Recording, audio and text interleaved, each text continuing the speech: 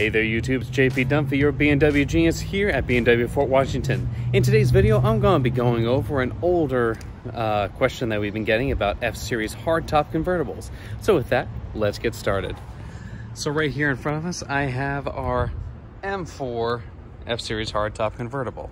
Now, for all these, when you pop open that trunk, a lot of people know about the partition. You know, when you want to put the top down, you have to make sure that that guy is down. Otherwise, you put it up to have the most possible trunk space in here and be able to fit your golf clubs. But now the question that people have been coming up with, or at least to me, is, okay, but what's this do? Because when you press it right now, nothing happens.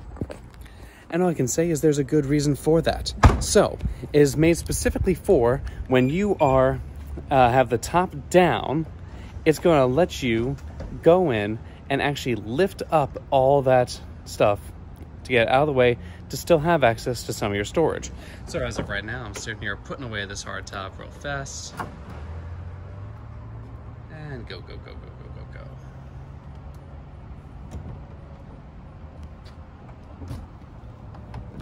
So again, now that it's down, we're going to sit here, go inside. And you say, oh, I mean, maybe I can, no, it's not gonna work. So, like I said, the way around that is, if you're looking up now we have a little tiny green light. What that means is that this whole thing is clear. Press up, and what it will do is it will physically move this entire thing up, followed by the glass, giving you access to be able to lift this and still have access to all your stuff underneath. Pass through whatever it is you might want. Now, if you want to put it back down, you do have to put your partition back down and simply press the down arrow. When it does so, it'll drop again.